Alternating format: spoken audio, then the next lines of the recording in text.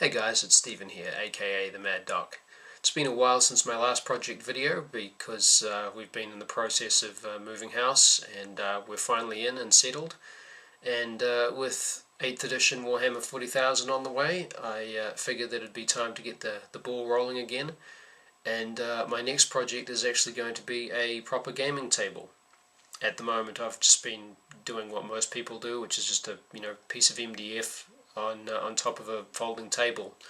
But I'd like to get something that's a little bit better, but still fairly light on cost.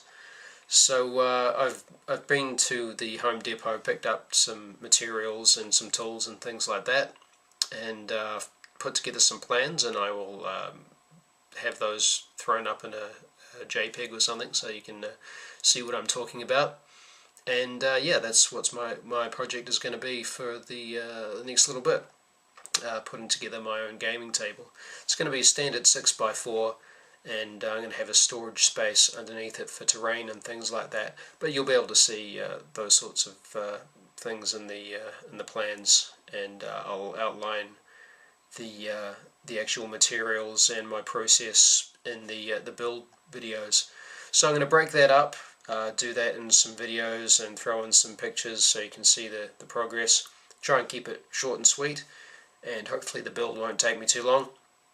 But I figure that if someone like me, who has not got a lot of experience with carpentry or anything like that, can put together a decent gaming table, then feel free to use this as a guide, and learn from my mistakes, because there are sure going to be some. I can almost guarantee it.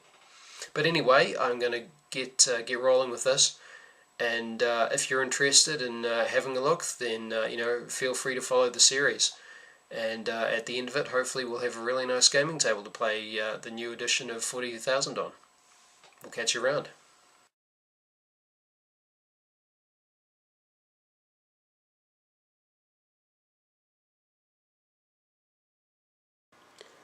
Okay, so here we go. I'm just organising the materials that I've got here, which are going to form the structure of the table. Basically, the core of it's going to be these 1.5 by 1.5 inch pieces of pine, and they're going to form the outer structure. And then I'm also going to cut them down to size to form the struts and also the legs. I have some 1 by 3 inch planks here, and they're going to be used at the end to inset the table, so that any terrain that goes on there is going to be have a slightly sunken effect. It just means when you're rolling dice, they're not going to be bouncing off the table, which has been known to happen. And as the main platform for the table, for the top part and the shelves, I've got this 2 by 2 foot MDF. I've also got some thicker stuff which I'm going to be using for the main part of the table, but this lighter stuff is going to work for the bottom shelf, and that shelf is going to be used for keeping terrain, counters, spear models, all of that sort of thing. So what I'm going to do now is I'm going to get out my handy dandy tape measure, and I'm going to start measuring these up and cutting them down and seeing exactly what we've got. Alright, this is the first of the cross beams that's going to be going across the width of the table. I've got this marked out to 45 inches long. This is going to have the two other 1.5 inch beams for a total of 48 inches, so this is cut down to 45.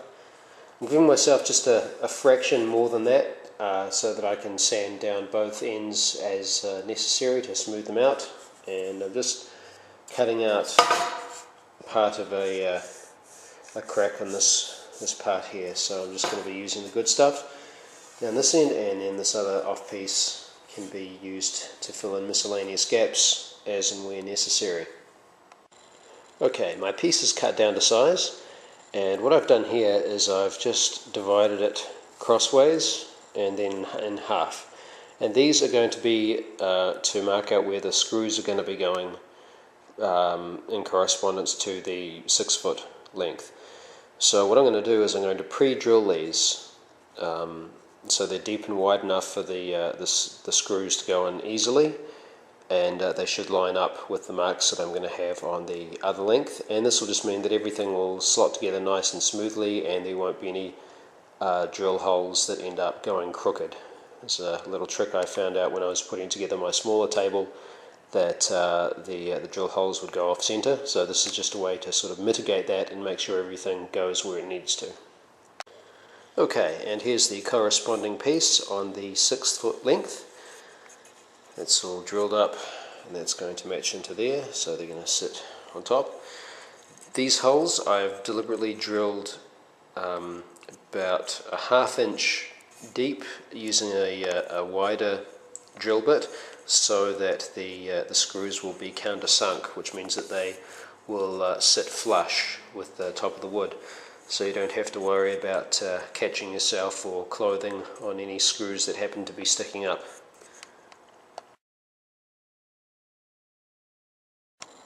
And here we go. Here's the first section, all nicely secured with the 4 screws at a nice right angle. And all that's left to do is to rinse and repeat for the other 2 lengths. So we'll see you then. So unfortunately, this is one of the problems that you can run into when you're dealing with like cheap compressed recycled wood, is that you end up with big chips and gouges when you've been cutting it. You can see that these are already scored up and marked. So this was a point of failure. It's not going to be a big deal. I've still got plenty of room here to put some screws in, and what I'm going to do is I'm going to use some special filler, some Gorilla Grip, some Bondit or something like that, to strengthen this when it goes in, so that it's not going to be taking too much stress there.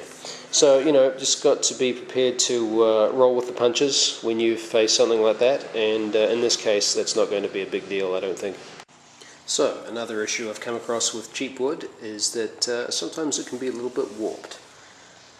So I've just got this bottom strut here, and it curves up quite a bit. I think it's probably due to this cheap dovetailing joint here, because it's just like an offcut. So I'm just checking to see if there's an easy way to maybe try and bend this back, because I don't want too much pressure being on here. So I don't want to just screw it in, otherwise it's going to put too much stress on the table. So I'm either going to have to get that sorted and sort of bend it back a little bit, or cut up another piece, or maybe hash a couple of bits together. But we're just about at the end of the session here for today, so it might be something that I sit on tonight and come back to tomorrow.